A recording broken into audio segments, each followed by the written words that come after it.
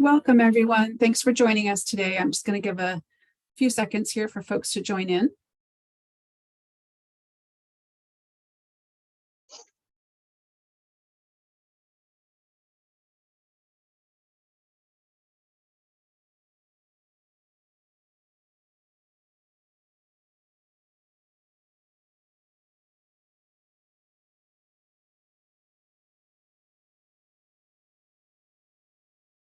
Again, welcome, everybody. Thanks for joining us. People are still coming into the meeting, so I'll give that just another few seconds.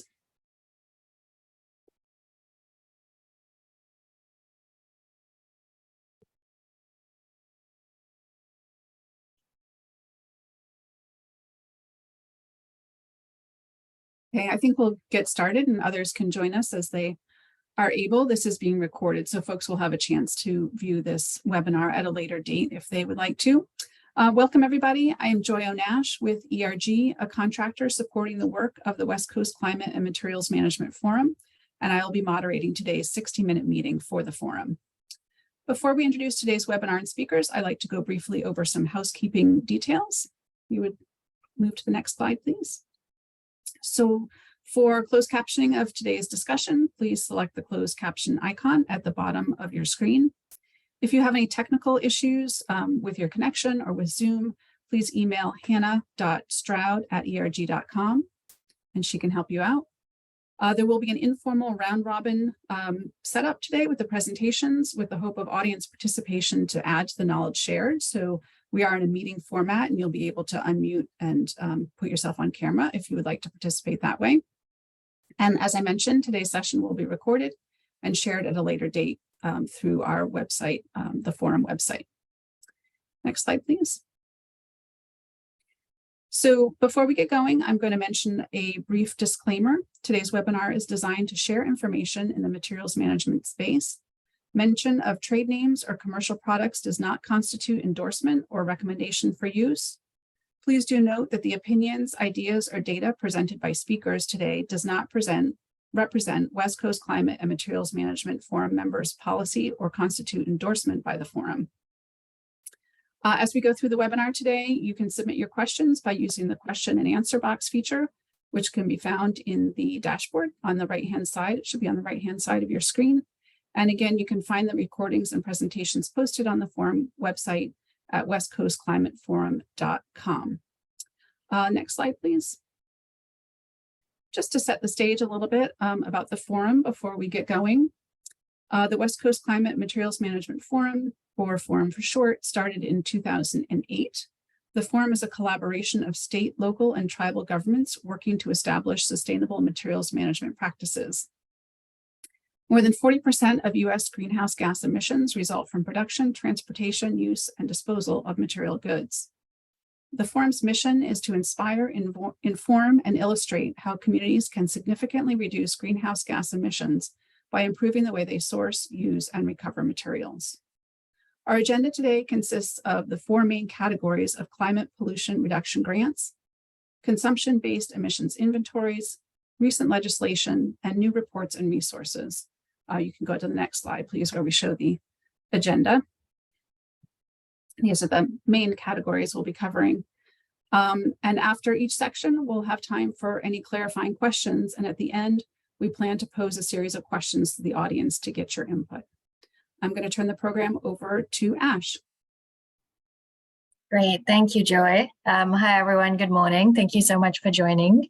My name is Ashima Sukhdev. I go by Ash. I'm with Seattle Public Utilities in the city of Seattle.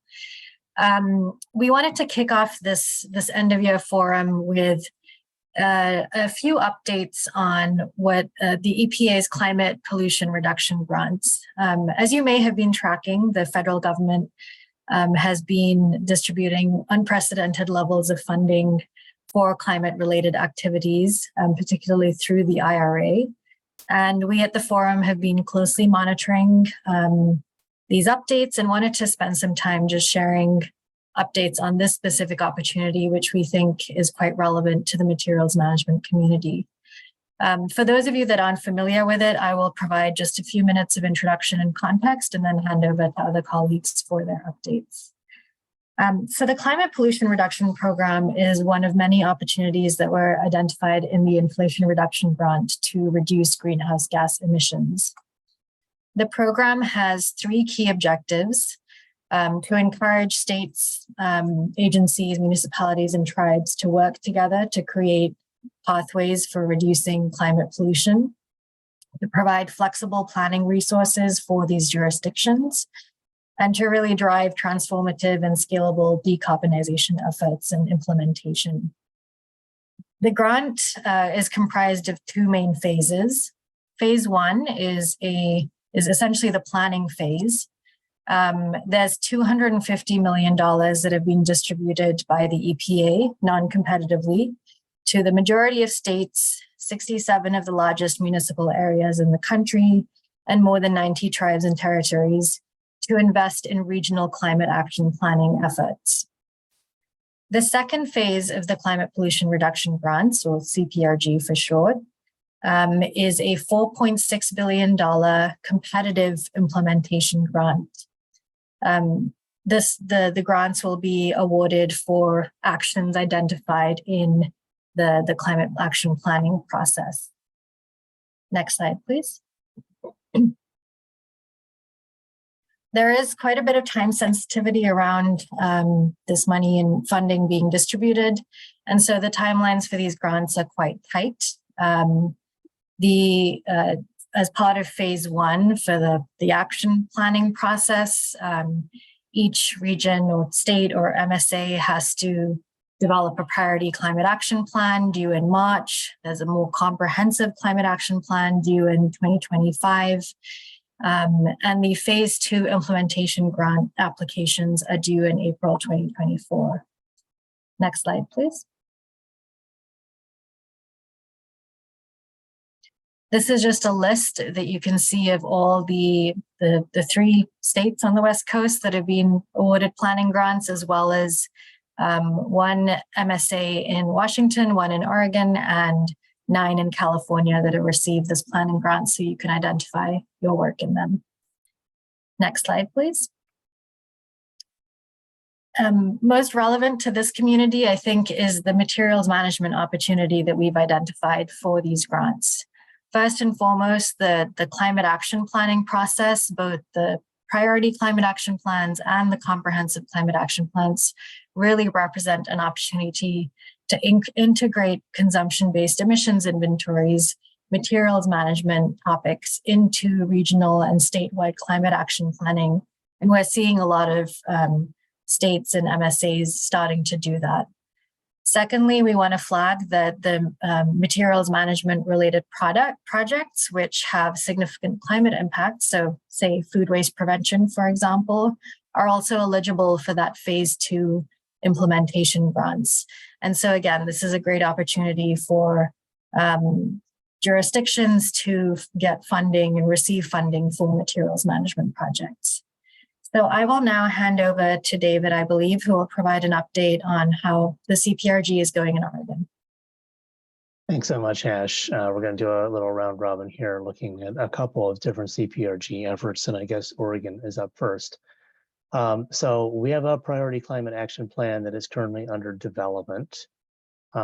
We have our first sort of public consultation regarding the contents of that, and that's with our state's Global Warming Commission on December 11th. And then our plans are to put a draft out for public comment in January. It might run a little bit into February. I just want to be really clear here that in terms of content, nothing will be settled until the PCAP is finalized. So we're very early in the process. This is all very preliminary. So I don't want people in the materials management crowd here to get too excited by what I'm going to say next, and you should expect that there definitely could be some whittling as we work our way through this process. There are no guarantees about what will make it into the final PCAP, but at present we have 4 tracks of work related to materials management that have made the initial cut and are under active consideration and evaluation for possible inclusion in the draft PCAP. The first of these focuses on embodied carbon in the built environment. And the proposal here includes gap funding to help project developers reduce the embodied carbon both at the level of the whole building through redesign and also product specific. For example, if there's a price premium for low carbon materials. Also financial incentives where they are needed to support expansion of smaller or more space efficient housing, given the sort of triple dividend there of reduced embodied emissions in materials, reduced operational energy use, and transportation and land use benefits. And finally, funding for startup and expansion for manufacturing of low embodied carbon bio-based materials. The second major track involves food waste prevention and recovery. And this would include recovery infrastructure, such as grants for anaerobic digestion and compost facilities, both large scale and smaller, including potentially community scale infrastructure to support underserved populations and localized composting in ways that support local food production. Also prevention focused projects building on the Pacific Coast Food Waste Commitment partnership between the West Coast states and industry, and also the possibility of replacing old refrigerators in low income housing, again, as a multiple dividend project that reduces wasting of food, but also reduces energy use and emissions of refrigerants. Third track focuses on reduction in single-use plastics, such as infrastructure for washing facilities, for reusables. And finally, we think there's some ongoing need for improved engineering controls for landfill methane that would go above and beyond the new requirements in state rules for assessing and reducing emissions. So with that, again, this is all very preliminary, but this is what's in our draft thinking, and welcome questions and feedback and support as we move through this process. I think, Janine, it now goes over to you. Thank you. Yes, thank you. And hello, everyone. I'll give you a little summary of the climate pollution reduction grant planning process in Washington State as I know it. As Ash mentioned, the state planning process is being led by our Department of Commerce, who has a lot of experience with federal grants. They do have a webpage about this process. They're getting a lot of assistance from my Department of Ecology, especially our new climate pollution reduction program. They've reached out to all the ecology programs, including the solid waste management program I work in, and have welcomed our input on activity ideas. So much so that the planning process now includes a waste, water, and sustainable materials management sector. As Ash mentioned, there's a municipal group as well, Seattle, Tacoma, Bellevue area, and the state is coordinating closely with them. You'll hear more about their plans in a minute. And Clark County, a large county in Southwest Washington, home to the city of Vancouver, is actually planning with the Portland, Oregon municipal area.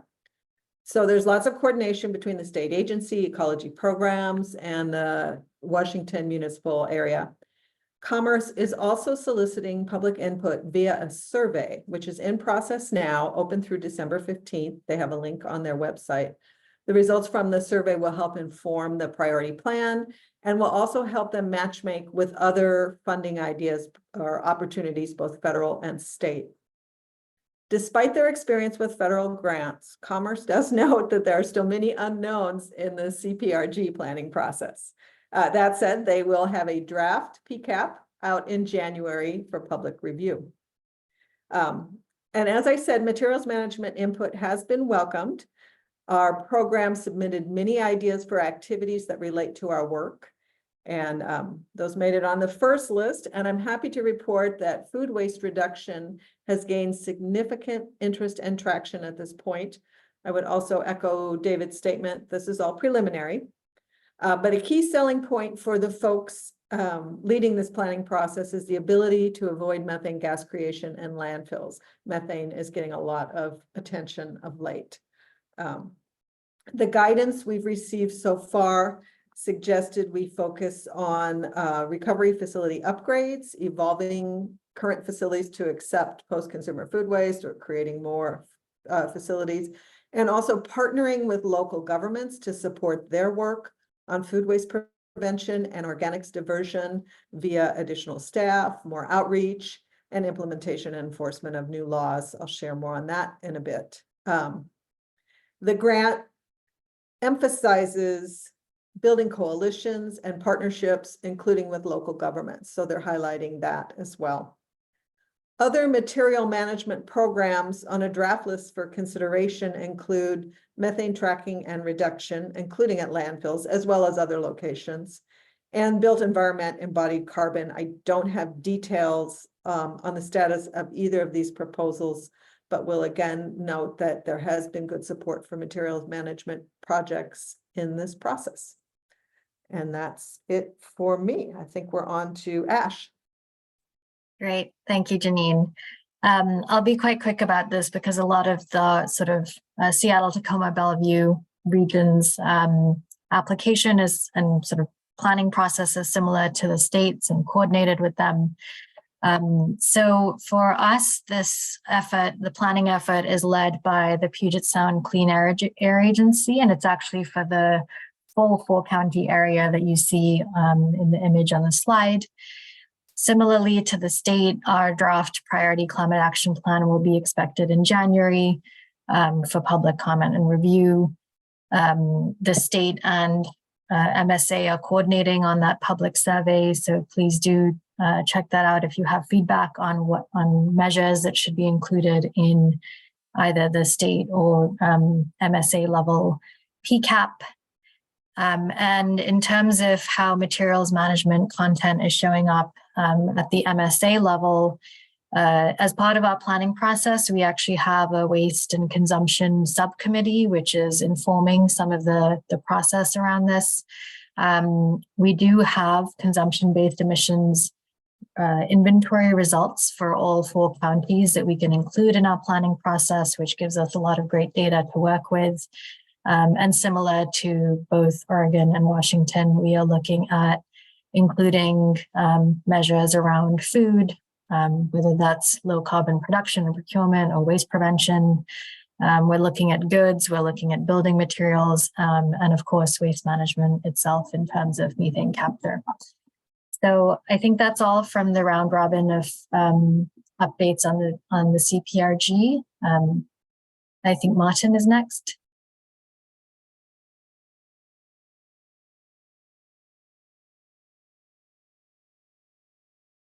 Hi, thank you. I'm Martin Brown from the Oregon Department of Environmental Quality and the Materials Management Office there. And I'm working on the materials portion of Oregon's CPRG application. I don't work for EPA, so I can't say anything formal about their grant making program. But I thought it might be useful just to sort of give a little bit of report about discussion that happened in a recent technical assistance forum that the EPA put on for CPRG applicants and focused on waste and materials. So first, there was please go back to the other slide. There was good attendance at the meeting. I mean, there were dozens and dozens of people there, mostly representatives from different states. And I was also pleased to see that there were a lot of different sort of materials related ideas that could reduce greenhouse gas emissions in the future. And probably the most commonly referenced material was food. And it was interesting and compelling to me that there were a lot of ideas about how to reduce the greenhouse gas impacts of food, and they were from all around the materials life cycle. There were end of life ideas like anaerobic digestion of aerobic waste, composting. There were ideas about sort of use phase, or transporting waste to those kind of facilities. And there were also ideas that touched on production, such as preventing food waste from ever happening in the first place. Finally, there were even some ideas about consumer choice, such as in the future, eating less meat than we do now. So there were a lot of ideas, and I think all of them were realistic in terms of prospects for reducing greenhouse gas emissions. I think most of the people in the conversations were still trying to figure out how they were going to estimate or quantify the greenhouse gas reductions that could be achieved. So could you go to the next slide? Obviously, in this 1 minute, I can't tell you how to fix everything or how to calculate everything you want, but I just want to let you know that there are definitely some examples out there that you can look to and some tools that are available and we'll be talking about. So the EPA has put out a couple of different lists of materials, actions that are part of climate action plans. The screenshot I'm showing here is from a quantified climate action measures directory. You can look that up. If you are working on project ideas that are about the management or prevention of solid waste, you could use a life cycle impact model for solid waste. And there's two I'll call out. First, there's WARM from US EPA. And there's also Oregon Department of Environmental Quality's Waste Impact Calculator, which I worked on. And finally, if you're working on project ideas which are about changing consumption patterns, such as switching from one type of food to another, you're going to need a consumption-based impact model, and we're going to be talking about those more later today. Now we can move on. Great. I think I'm up next. I'll be sharing about some of the resources we as the forum have produced this year. I'm Mia Kitahara with StopWaste, the local government agency in Alameda County, California, and we're supporting the CPRG planning process in the San Francisco Bay Area. But I'll be talking more about what the West Coast Climate and Materials Management Forum has been doing. To echo Martin, we're excited to follow what the EPA's Technical Assistance Forum is doing and would love to align. And as Ashima mentioned at the beginning, we here at the West Coast Climate and Materials Management Forum see that there's a great opportunity to support, CPRG leads and others to include sustainable materials management measures in their climate action plans. So we put together a few related webinars with several of our partners, one in the spring on consumption-based emissions inventories, a couple on building materials, and one on food waste. So you can find the recordings if you missed them this year. And we encourage you to watch them if you couldn't attend on our website, westcoastclimateforum.com. Thanks for putting the link in the chat, Joy. And we have a couple of new documents. One is a document on EPR that we'll cover more on a later section. And we've also compiled an FAQ about Scope 3 emissions, which are kind of similar to consumption-based, and Martin will probably go into that later, about what Scope 3 emissions are. This is kind of the upstream materials-related emissions, why you'd want to include them, how they're related to economic development, and just beginning to add how to do so. And I think some of the resources Martin mentioned will be critical to work together as a group.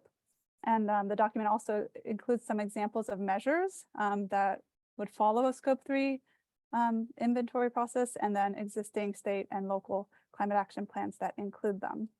So we hope that that will be useful. We just posted it at that website also.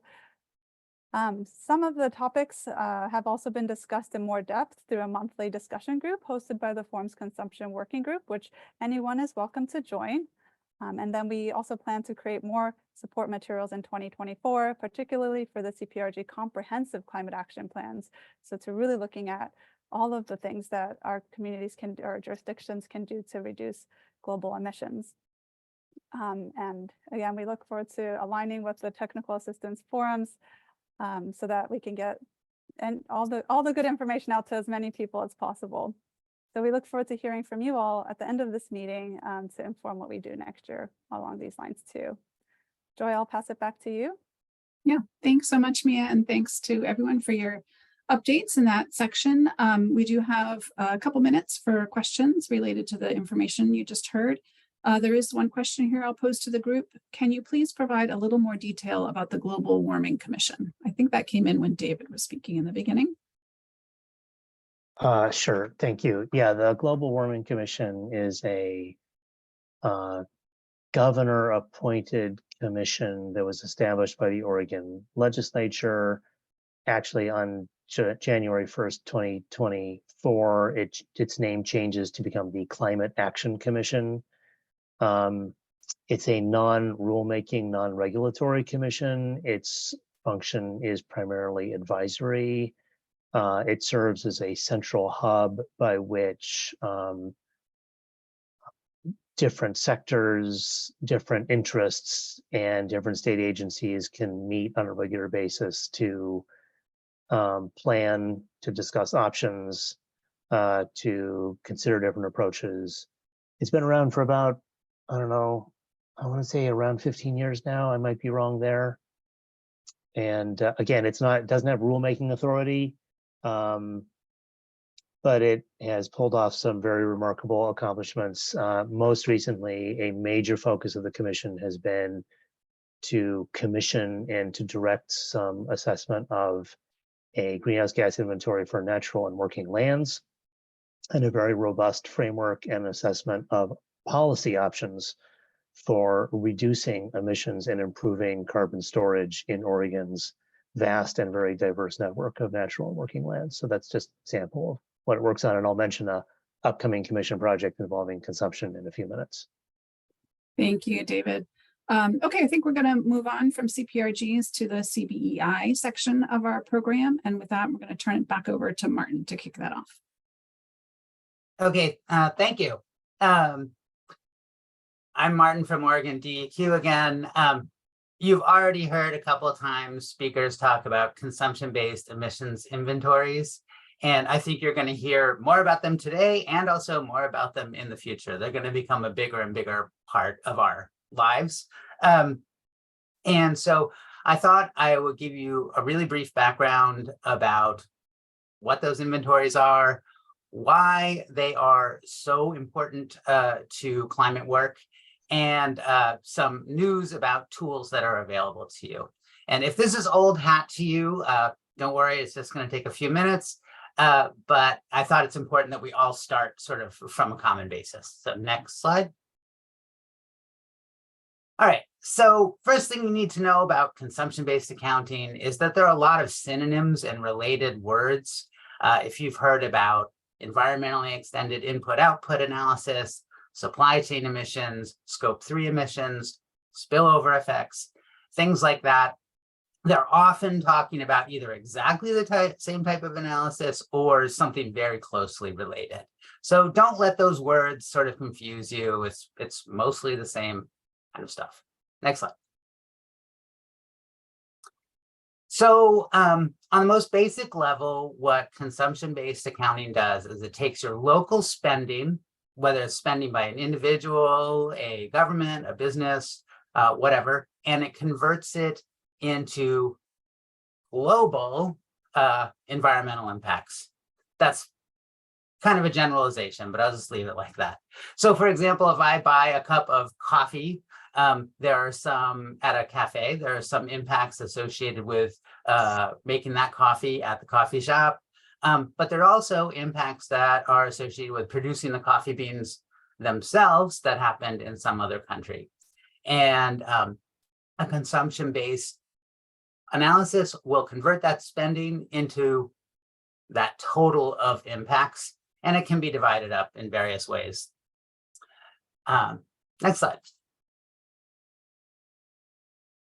So that sounds like a pretty simple concept, but when you sort of look at the results, there's a really profound shift in perspectives that takes place.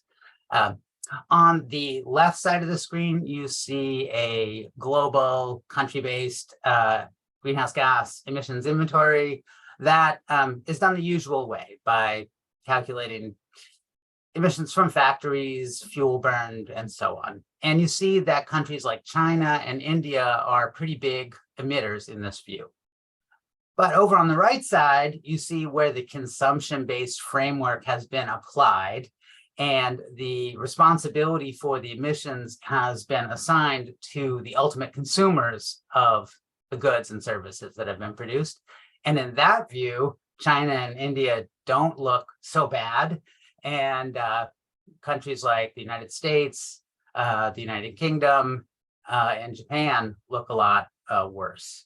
So it's really about assigning responsibility for global emissions in this global phenomenon. Next slide. One other thing these analyses do is help reveal sources of impacts that were previously difficult to identify because they were buried in sort of different categories of the standard accounting framework.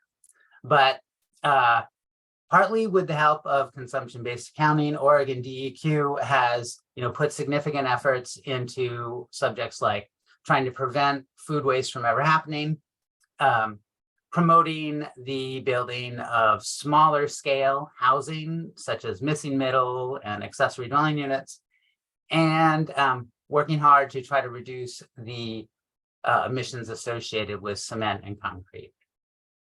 So it's not just sort of a different view, it gives us different ideas about what to do. Next slide.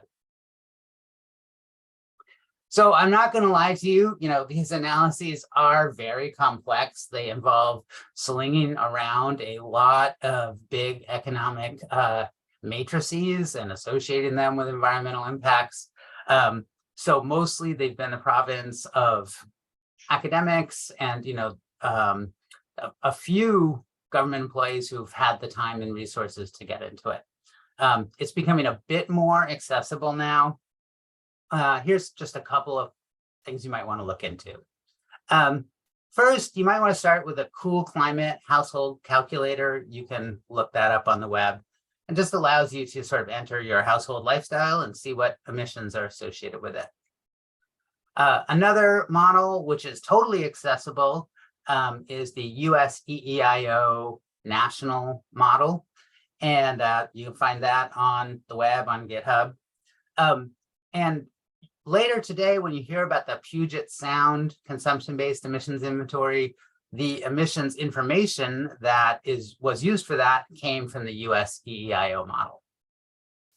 And then finally, an exciting development that's sort of in progress right now is the release of state-specific models of US EEIO. And it's in review right now, but for those of us who work in state government, it'll be a pretty big deal. So that's where we are. Great. Thank you, Martin, for that amazing background and context. I'm going to share, as Martin suggested, an update of what's been happening in the Puget Sound region related to consumption-based emissions inventories. And there are a few other round robin updates on what's happening along the West Coast. Back towards the end of 2022 and early 23, the Puget Sound Regional Emissions Analysis was released, which was really a very comprehensive emissions analysis for, again, this 4-county region. And through some inspired leadership, the decision was made to actually include consumption-based emissions inventories for all 4 counties and the city of Seattle as part of that analysis. The data used was for 2019, pre-pandemic, and the reports and these inventories are now available for review and for use by all 4 counties and the city. This analysis was conducted using the best available approach for the from the Cool Climate Network at UC Berkeley, and the analysis was prepared by Ecodata Lab and Stockholm Environment Institute. Next slide, please. I just wanted to we can share links to this and all of the analysis, but I wanted to give you a flavor of what these consumption-based emissions inventories are telling us for the different counties and what kind of data they really include. So this slide shares an example of the results that's available for all 4 counties in the city. This is for King County specifically. And it really showed it quantified, I think one of the key findings, it showed that consumption emissions are significantly higher than typical geographic-based emissions. And it includes a lot of key sources of emissions that are not included in the typical geographic approach. So for example, in Martin's coffee, buying a coffee, this includes everything from the emissions related to the coffee shop, but also the coffee beans that are being exported and produced from somewhere else. For King County, for example, it was found that the total county-wide consumption-based emissions were 38 million metric tons of CO2 equivalent county-wide with 42 metric tons of CO2 equivalent per household. You'll often find in these consumption-based emissions inventories that there's kind of 5 main categories that show up, with transportation and housing being about half of the greenhouse gas footprint, and the combined emissions of food, goods, and services roughly the other half. And these patterns were consistent across all the counties and cities. I think for us, one of the big findings and emerging areas of focus has been the impact that food really has on consumption-based emissions. And it's driven a lot of really interesting conversations for the city and counties on how we can tackle emissions associated with our regional food systems. Next slide, please. In addition to just the results of the consumption-based emissions for each of the counties, there was also this wedge analysis that was conducted, which really looks at how do we get to reducing consumption-based emissions for our region. It took into account existing climate policies and how they might impact consumption-based emissions in our region, but it also looked at actions like reducing supply chain waste and changing consumption patterns and how households buy things, and how that might significantly impact the overall consumption-based emissions in our region. So I will share a link in the chat for where you can find all of these results. But again, it's a wealth of data that's available for our 4 counties in the city. And we're certainly in the phase of exploring how it might inform further policy and projects.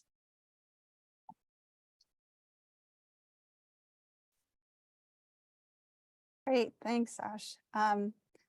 So I'm excited to share a project that UC Berkeley's Renewable and Appropriate Energy Lab and Cool Climate Network teams are kicking off. And I'll put in the chat the Cool Climate website just because it's been mentioned a few times, but this is an exciting project that's being funded by a California Climate Action Seed Grant to create tools for California local governments working on climate action that includes consumption-based emissions inventories for all. So as local governments, we spend so much time and resources on analysis and planning tasks that are often the same and pretty inefficient to do on our own. So this idea is to centralize that work, centralize the data gathering and analysis.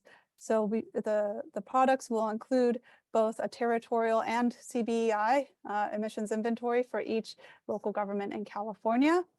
And then also we want to go beyond just GHG emissions to include on-the-ground metrics that matter to people, so some equity indicators, and then building off of Cool Climate Network's existing scenario planning tools. We'll get more into the weeds on that and create more robust tools. And then we're partnering with the School of Journalism to tell the story of climate action, to really try to use data to make compelling stories to motivate more action to happen in our state. So related to consumption-based emissions inventories, essentially every jurisdiction in California will have access to one completed for them. The Cool Climate Network did a smaller version of this funded by the Bay Area Air Quality Management District for Bay Area cities, and we've seen that it enabled cities and counties to include CBEI in their CAPs, or their climate action plans.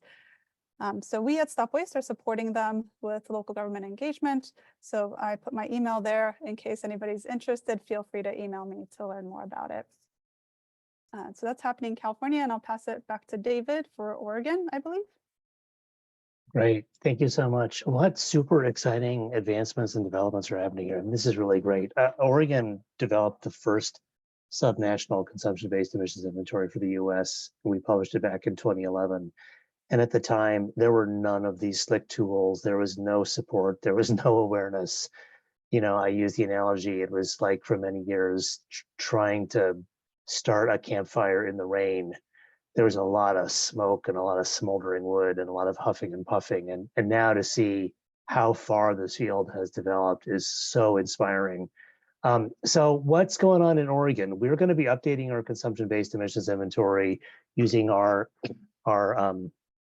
historic sort of legacy approach. And we're also looking to phase it out and replace it with a more advanced approach, drawing from the EPA EIO model that Martin commented on. But I think where we're going to try to push the envelope next is not just about how to make for a better inventory, and the work that Ash and Mia you shared is really inspiring. We're going to try to dig a little bit deeper into how can we reduce these emissions through policy, and specifically state policy. So there's this emerging recognition among climate advocates in this state that Oregon has done a pretty good job at demonstrating there's a lot of consumption-based emissions out there, but there hasn't been nearly as much concerted or detailed assessment around what could you actually do about it. And that wedge analysis, Ash, that showed, what if we shifted food, what if we shifted goods, et cetera. Brilliant, but the question remains, how do you actually do it, right? And the tools that state governments have are a little bit different than the tools that local governments have. So to just put it this differently, there's a lot of emissions, and how do we reduce them? And there's this emerging sense that we should make a more serious effort to answer that question. So the response to that was a section of this sprawling omnibus climate bill that passed here this summer, House Bill 3409. It just covers so many different topics, and tucked away in section 52 is a mandate that my department, in consultation with the Climate Action Commission, because that's who the Global Warming Commission becomes in January, shall evaluate opportunities to reduce consumption-based emissions and present its findings in a report to the legislature due in September of next year. So this report must update the inventory. It must identify opportunities to reduce emissions through materials management or other state programs or policies. It needs to include recommendations for future updates to the inventory, and then it needs to evaluate the effects of consumption-based greenhouse gas emissions reductions, taking into account economic, social, and environmental factors. So we're just getting organized and a team to perform this work. We have an RFP for technical consulting services. It's out on the street. It closes on Monday. And a lot of this work is going to be done in the first 6 months of next year. Would love to get feedback and engagement from people on this call if you have specific ideas or data points or experience with reducing these emissions that we can draw on for this evaluation. Otherwise, we will look forward to sharing some results with you later next year, and hope that this is going to move the proverbial ball down the field at least several meters, and give us a deeper look at what are the policy options for reducing these emissions and how could they be implemented. And with that, I think next we're going back to Joy. Is that correct? Yeah, I was going to facilitate questions. Folks have them. I don't see any at this point. I encourage people, if they have questions, to submit them in the Q&A box from the bottom of your Zoom panel. But that was a great segue, David. So maybe we'll just move right into the next portion on legislative and regulatory updates, starting with Janine. Nope, starting with David. Oh, I'm sorry. Okay, not sure that happened. Hello, I'm David Alloway. I'm back again. So a couple of updates from Oregon on the policy and regulation front. The first involves some rulemakings that we're that we have underway to implement the Plastic Pollution and Recycling Modernization Act. This is our big recycling reform law that includes elements of EPR, but then it also has several upstream elements that passed back in 2021. The law requires rulemaking on about a dozen different topics, and we just completed last month. We took these dozen topics and we put them into 2 omnibus rulemakings. Just to be clear, rules are law. There are 2 different types of laws in the state. There are statutes, which are the laws adopted by the legislature, and then there are the administrative rules, which are the laws adopted by commissions such as the Environmental Quality Commission. And they're both laws.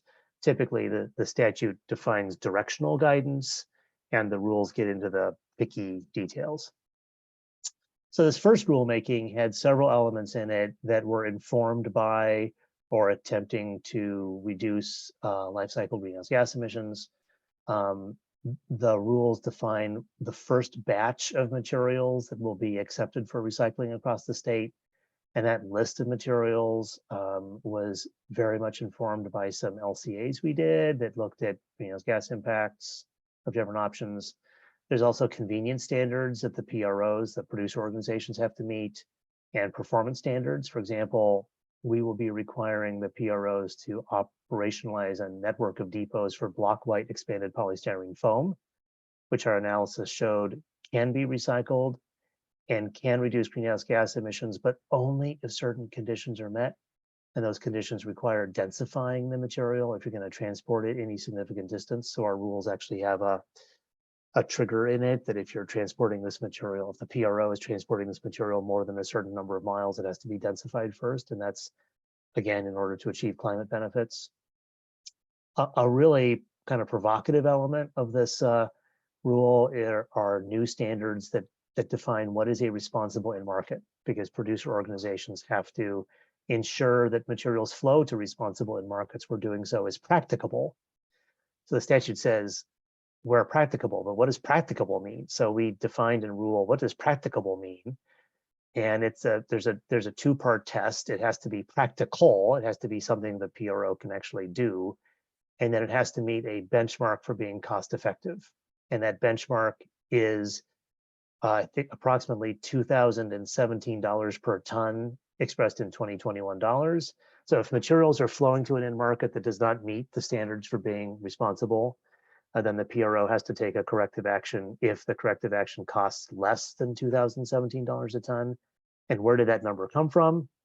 That number came from this very exciting social cost analysis we did, where we looked at the direct costs of the recycling system, fuel, labor, equipment, et cetera.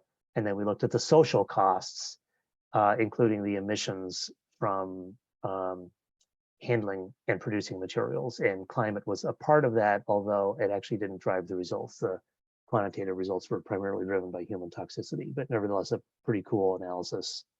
And it was neat to actually propose rules that were informed by LCA.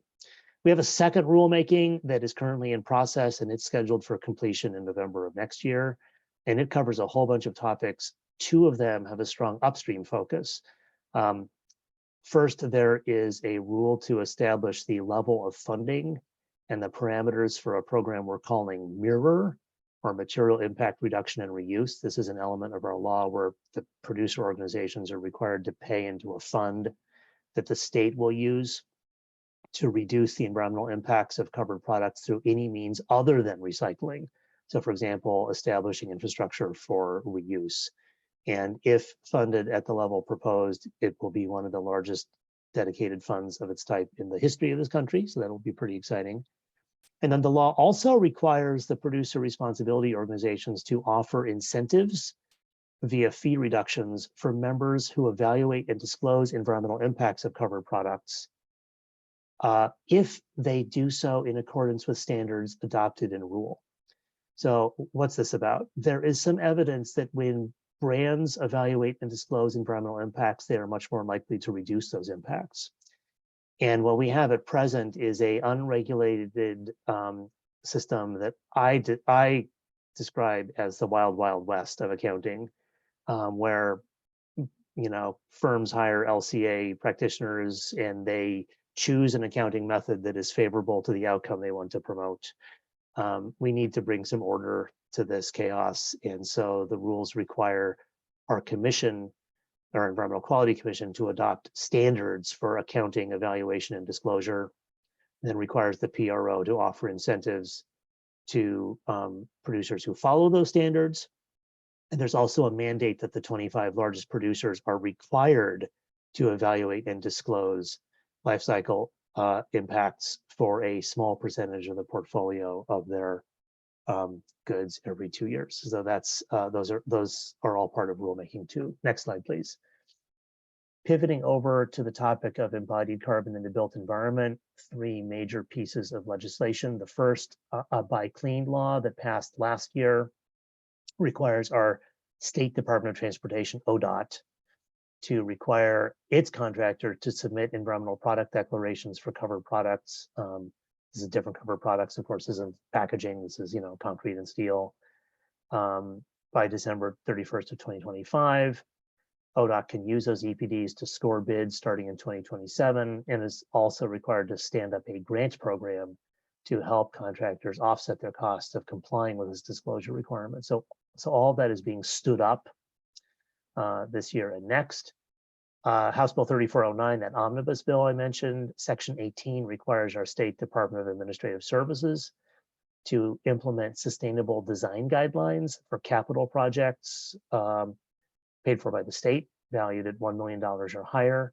And those design guidelines include guidelines for material selection. And DAS has a contractor under contract who's developing those guidelines, and this is scheduled to be completed next year. And then another section of that omnibus bill, Section 7, requires our Building Codes Division to report to the legislature at the end of next year on opportunities to reduce embodied carbon through building code and other means. So there's a lot that might come out of all of this. Fingers crossed it will. Hang tight. We'll know more as we move on into the future. So that's the Oregon update in a nutshell. And now I think we turn to Janine. Is that right? No, it's Mia. Sorry. Thank you. Oh, keeping us on our toes. I thought it was going to be Janine too. Great. Well, there are a lot of things that happen in California, but legislation is not my area. So I've borrowed from some colleagues to share on this variety of new rules. And I would invite folks who are on the call who are more knowledgeable about these things to please chime in if you have more details. So SB 54, the Plastic Pollution Prevention and Packaging Producer Responsibility Act, that was actually last year, sets goals that by 2032, we must cut plastic packaging by 25%, 65% of single-use packaging is recycled, and 100% of packaging in California is recyclable or compostable. So this is the responsibilities on the producers, and producers are kind of defined broadly, but producers must join a producer responsibility organization, a PRO, as David mentioned, and it's a nonprofit responsible for ensuring that its members comply with these goals and to submit a plan to CalRecycle. So for interest of time, I'm going to keep each of these very short, even though we could go in depth on each one. SB 244 was the right to repair. It's up for electronics, and manufacturers of electronics must now make available appropriate tools, parts, software, and documentation for 7 years after production for devices that are over $100 and 3 years for devices that are between $50 and $100, so that customers and third-party service shops can now do repairs on these electronic devices. And there are some, fines for violating this, monetary fines that can be pursued. AB 43 is on building materials. So it's a follow-up on AB 2446, which passed last year, which set a statewide embodied carbon reduction goal of 40% by 2035.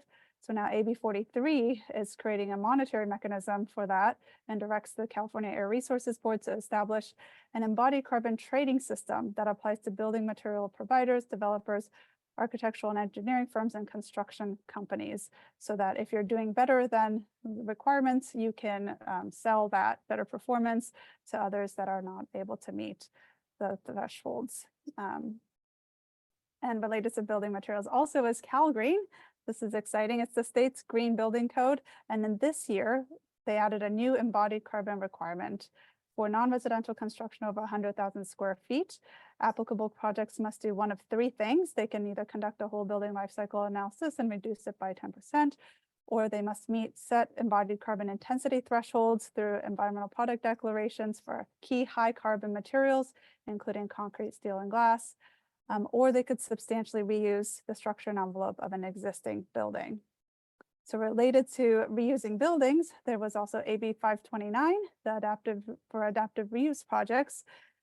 This bill would add the facilitation of the conversion of redevelopment of commercial properties into housing. So it's kind of a pro-housing bill, but as a result, it aims to do more adaptive reuse so that we're using less materials to create that housing need.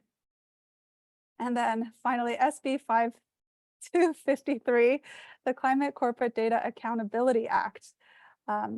This is on accounting for big businesses. So requires companies doing business in California with greater than 1 billion in annual revenue. And that's not just revenue in California, but anywhere, to file annual reports publicly disclosing their emissions for scope 1 and 2, which is kind of more in their immediate control in 2026, but also scope 3 starting in 2027.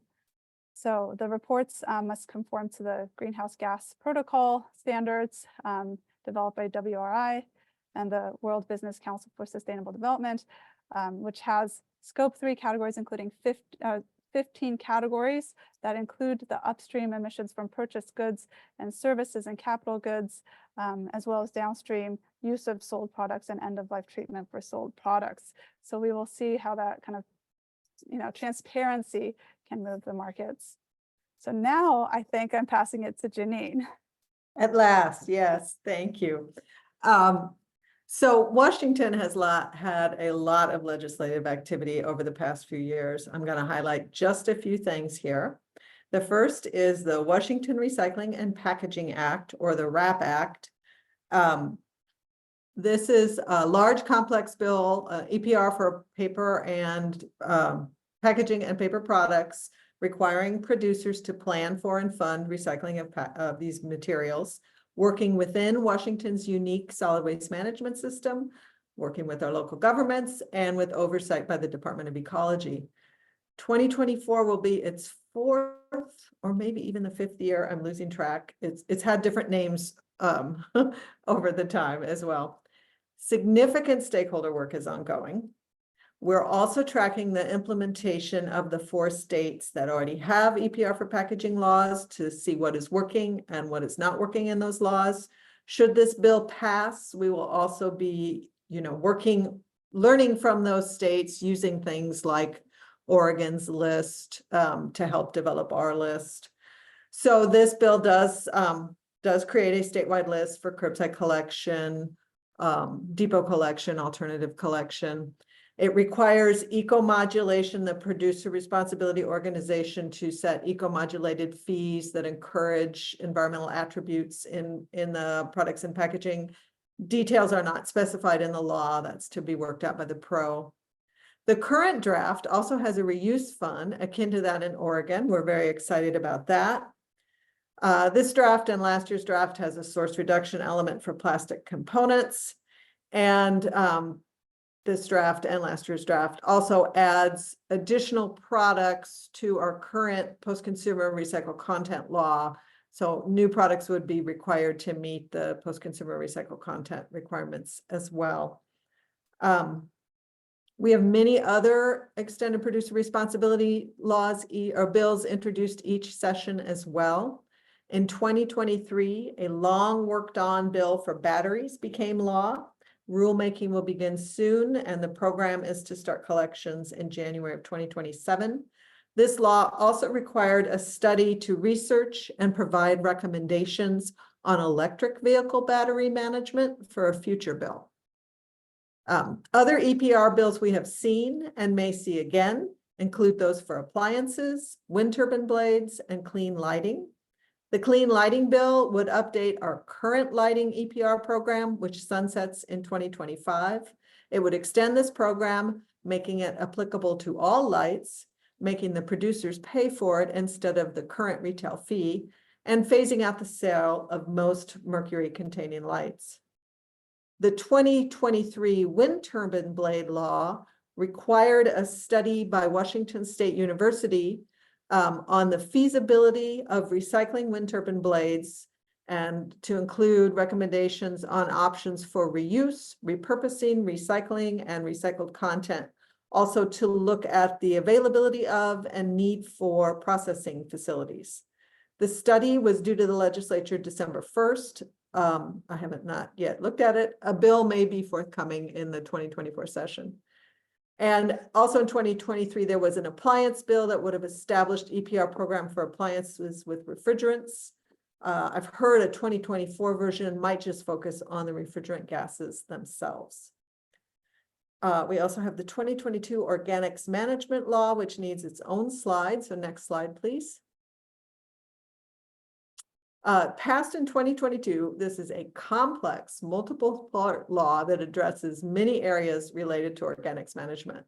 It includes collection and management requirements for both businesses and residents. It addresses processing via recycling organics facility siting, trying to make that easier, and compostable product labeling. It supports markets via compost procurement and reporting requirements for local governments, and a program to support agricultural use of compost and other organic materials. And then prevention is addressed both through improvements to the Good Samaritan laws, and most exciting, by the creation of the Washington Center for Sustainable Food Management, a first of its kind. Creating this center was a recommendation in Washington's 2021 Use Food Well Washington Plan, and the Organics Management Law made it happen. The Food Center, which officially starts on January 1st of 2024, will work on addressing the other 29 recommendations in the Use Food Well Washington Plan. There was also a research element to this study, a local government finance study, or I'm sorry, a research element to this law, a local government finance study. There's 300 pages of reports available on our website, and you can contact me if you want more information on that. In addition to this 2022 organics management law, there is now a stakeholder group working on a part 2 of the organics management law for additional legislation in the 2024 session. And there is a compostable product stakeholder group working on recommendations for these materials for potential legislation for 2025.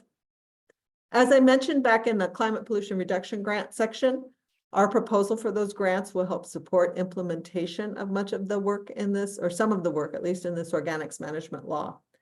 Of course, the state also has a number of climate laws. I'm not going to get into those. We have the Climate Commitment Act, which now is having auctions, raising a lot of money, lots of interest in how we could spend that. Clean fuels.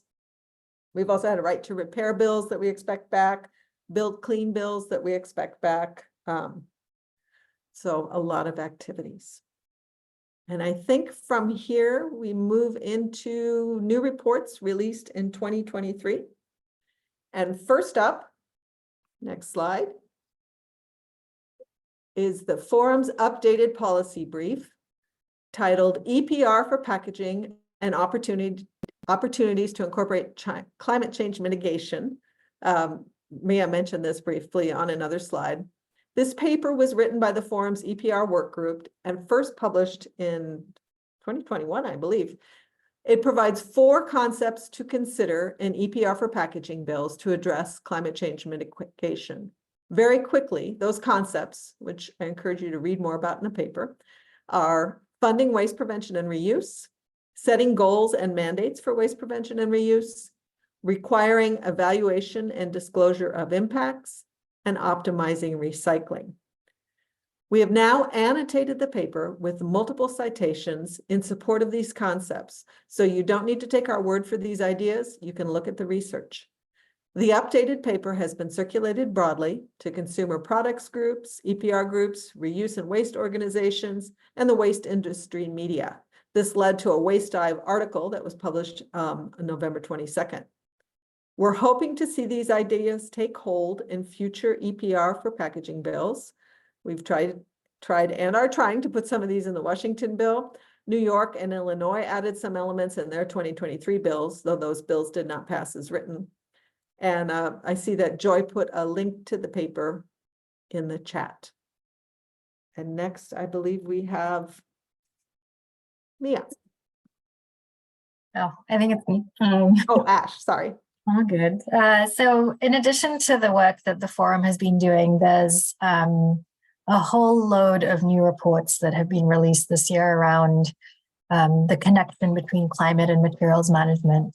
We here are just capturing 3 of them, and we'd love to hear from all of you on reports that you found really useful when working in the space, as we're constantly on the lookout for the latest and greatest. The first report we wanted to highlight was one that's produced by C40. They're a global organization that's working on climate change leadership in cities. They have taken an increased focus and interest in consumption-based emissions, and their report, Cutting Greenhouse Gas Emissions from Consumption, Indicators of Tools for Action, actually develops a perspective on how cities can source data on urban consumption and use actionable data indicators to help measure their progress in reducing urban consumption emissions.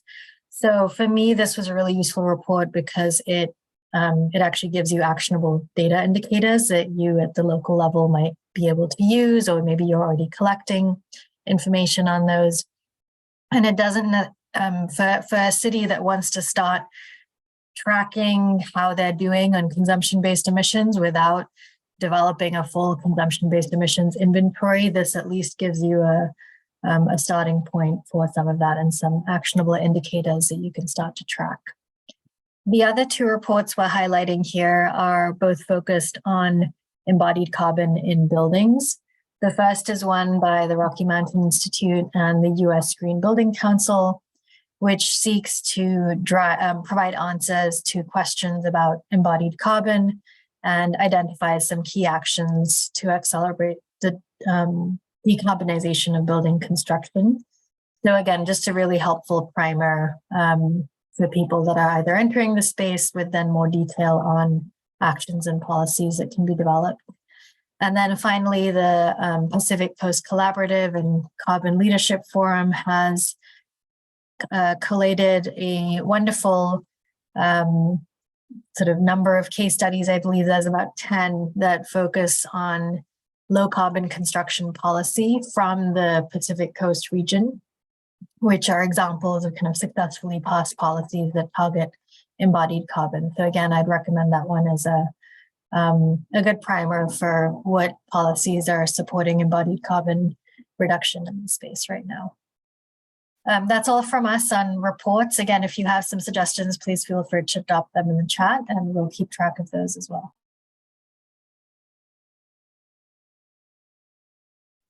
Thanks, everybody. Yeah, someone did drop a resource in the chat, a great RMI report about including organic waste and landfill methane emission strategies, specifically within the context of CPRGs. So there's a link there, and Ash added links to additional resources that she mentioned in the chat as well for you guys to have.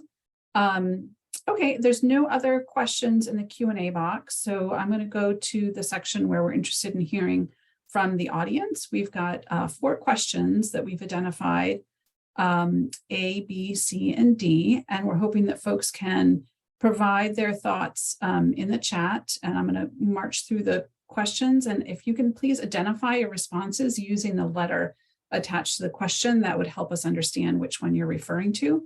So the first question, A, what are you or your organization doing now in this space? And we've heard a lot about different items, CPRGs and CBEIs and legislation. So if there's anything within any of those areas that you're familiar with or that your organization is working on, we would love to hear about it. I'm going to pause and let people think about it, and I'll be quiet while folks can type a bit in the chat.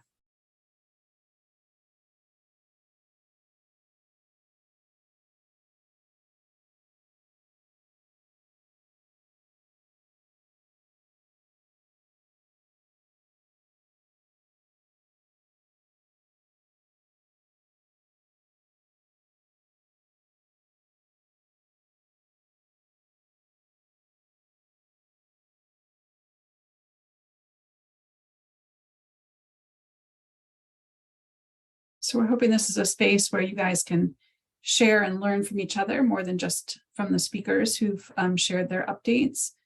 We're hoping to get people interested in taking action on ideas, pitching in to help create new materials and lines of communication. So again, please feel free to share in the chat.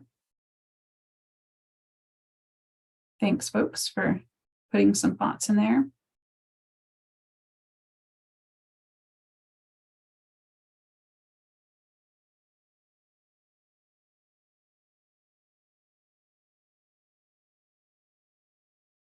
I'm going to go on to question B, which is, what might you be able to share or advance or support in this area? maybe something that you're already working on, maybe something new that you're interested in exploring now that you've learned a bit more about what's going on with other states. And again, please identify these answers with the letter B so we know which one you're referring to.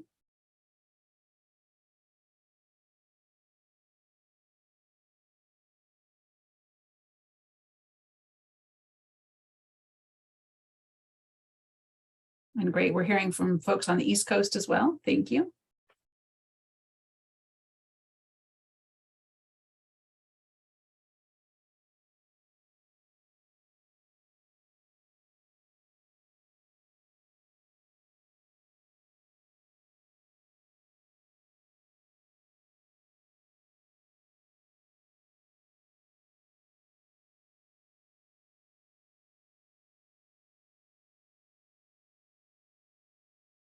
Someone mentioned low carbon concrete initiative advice. I'm not sure if you're ready to give advice or if you would like to receive advice. You want to clarify?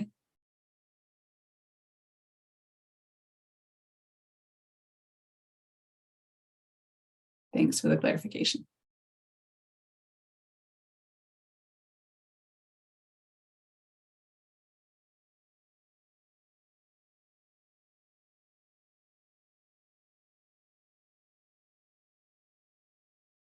Okay, we'll go on to question C. Where are gaps in information or tools that you can help fill and create? Maybe something stemming from something that you heard about today, or that, again, you've been working on already, or just a gap that you've identified in your work where you could see a tool or information helping out. Again, please identify your answer with a C. And of course, feel free to go back and revisit A and B. We're not closing out any questions. You can just make sure you put an A, B, or C in front of your response now.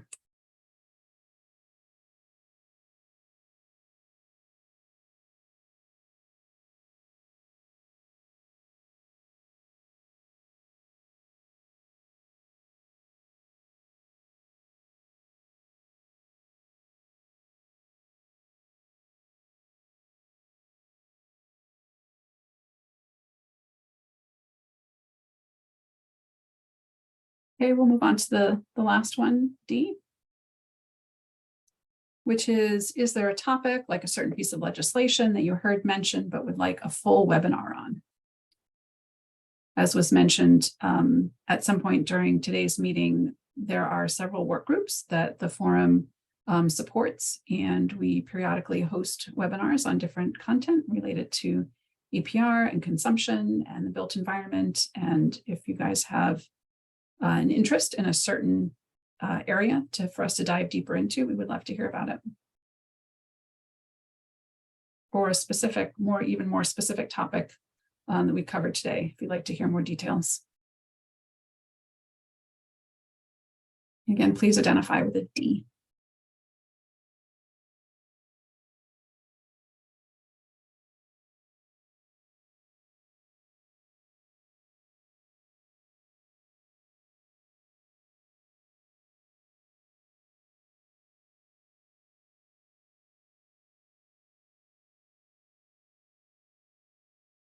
So at this point, we have about 15 minutes left, and all of our speakers, presenters today have been seeing what's coming into the chat. I'm wondering if you guys want to come off mic and respond to any of the thoughts or questions or information you've seen just come in response to these A through D questions. And we can also, folks on the call, please feel free to unmute, get on video, and have more of a conversation. Does anybody on the panel want to chime in?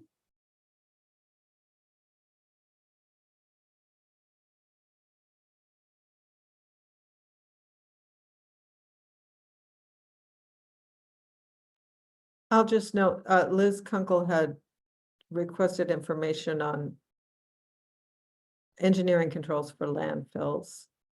I sent her a link to the new rule in Washington about methane and landfills. I don't know if that's helpful or not. I can put it in the chat for everyone if that's something of interest. Yeah.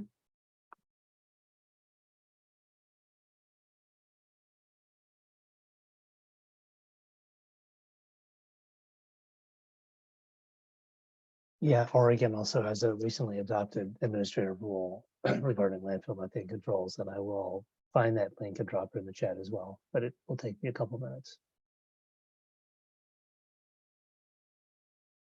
Yeah.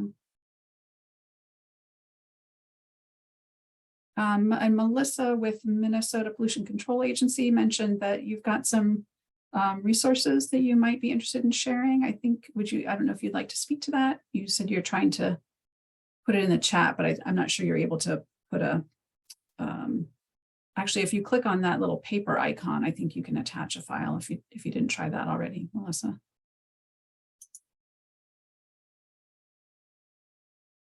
And she's also asking, David, if you can share more on your built environment efforts. I'm also curious, Lauren Zimmerman has a comment that she's ready to give advice. I'd love to know more about that. For low carbon concrete?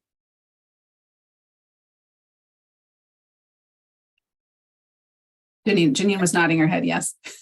Yeah, okay, great, Janine. Always feel free to reach out. I also recently did a presentation for a joint federal state Buy Clean program on, and Hannah Waterstraat was in that presentation for your program too, which was great because I know Hannah through Pacific Coast Collaborative. So yeah, it would be great to get our teams together and chat more about that. Feel free to reach out. Thank you.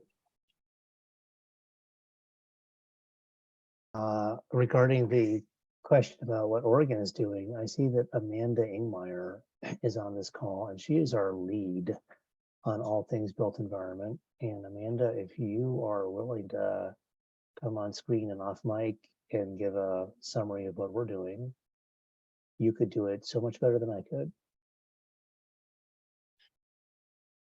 Sure, I can come off mic. Thanks, David. And thanks for the question, Melissa, which reminds me we should probably connect soon. I can just at a high level, David covered a lot of the legislative and policy-based work that we are directed to do through the legislature.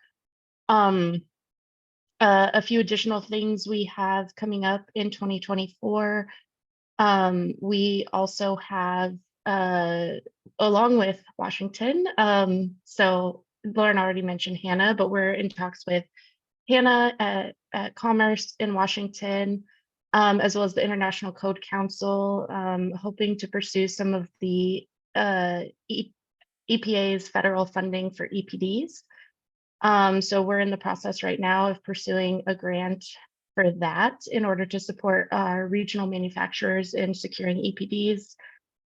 So that's a major project that we have in 2024. We also will be having work kind of outside of the climate space as well, around toxics and chemical classes in building materials. We'll also have some work around workforce development. And that's both workforce development for adults as well as for students in schools. We'll also have some work around housing. And for anyone who's not familiar, our governor has set a goal to build 36,000 new units of housing each year for the next 10 years. And so obviously as DEQ, we're really concerned about how that housing gets built, both from a climate perspective, but as well as health and equity issues. And so we also have some initiatives around just informing the agencies who are responsible for that, as well as private partners as well, helping them understand how to build that housing in a more sustainable and healthy way. So that's a handful of things. I'm sure there's probably stuff I missed as well, but hopefully that's helpful.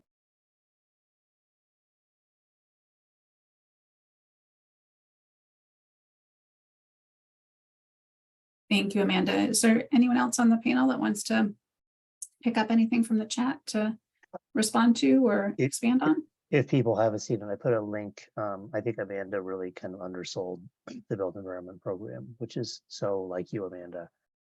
I think is brilliant, and I put a link in the chat to our built environment webpage, which has so much content.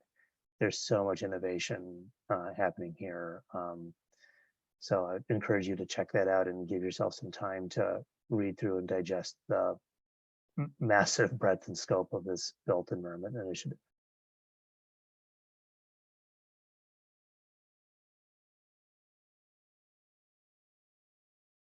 And maybe if people are interested, we could do a webinar about it. Let us know.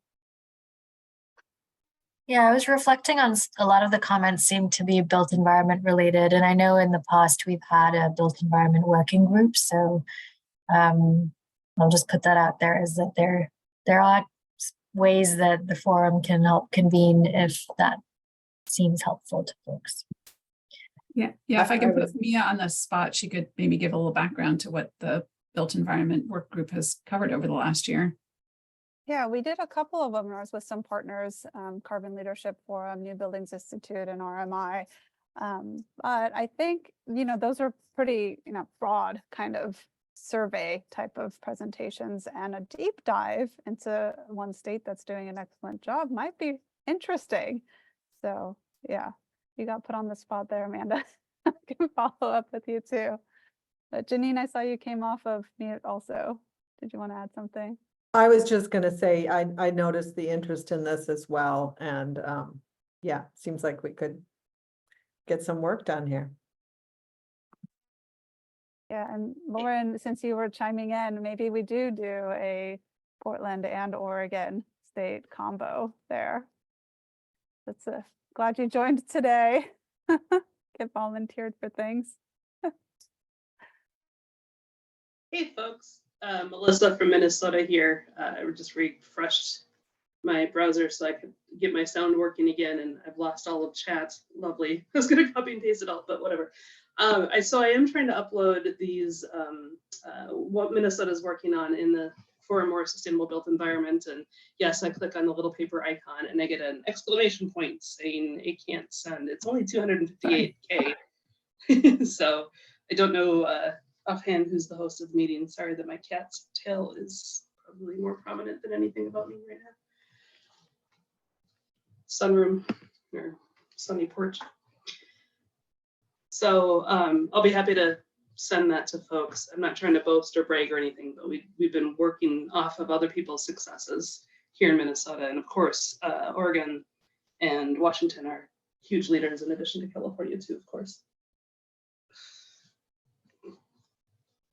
Sorry, Melissa, I just learned from our tech support that we can't change the file size right now, unfortunately. That's acceptable because the meeting's already started. So sorry about that. Oh, no problem. Can she send it to you, Joy? Yeah, please feel free to send it to me. I'm putting my email in the chat right now, actually. Hopefully you get this part of the chat, Melissa. Because if anybody received the battle of the cat, if anybody received the invitation to this meeting through a secondary source, we're forwarded the email, so you're not on the full forum mailing list, feel free to shoot me an email. And I just put in the chat and I'll add you to the list so you make sure you directly get the invitations and links to the recordings and all that good stuff. So.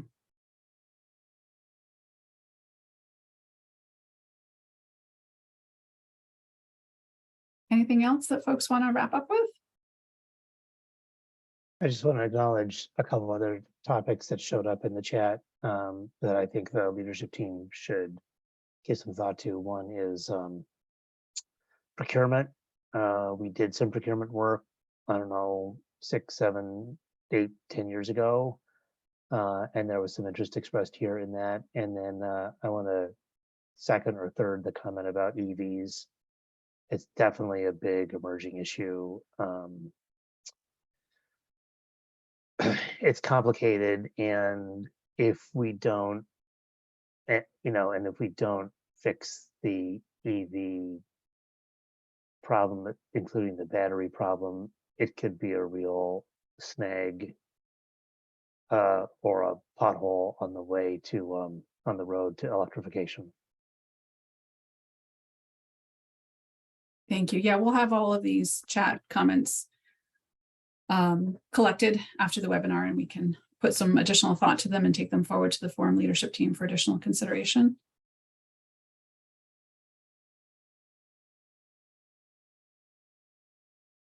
Had some other resources posted in the chat as well.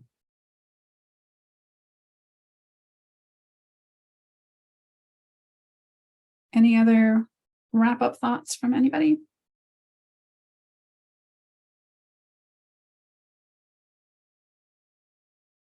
I think we've run out. All Yeah, right. I'll just say as an old timer, and you know, thinking back to the very first meeting of this forum in 2008.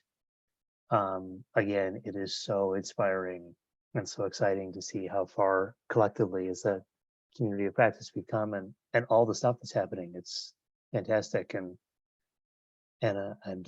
you are all a great community and cohort to be a part of. So thank you and keep up the great work. Great wrap up comments. Thank you very much, David. Appreciate it. And thank you to everybody who participated in the panel to help present the updates today. And there's our website if you want to go check out more. Again, I had put the links more direct resources in the chat along the way. But thank you so much for joining today. We will post the recording and the slides shortly on our website, and we will get those links sent out to all those who registered for the webinar. So thank you very much and enjoy the rest of your day. Bye-bye.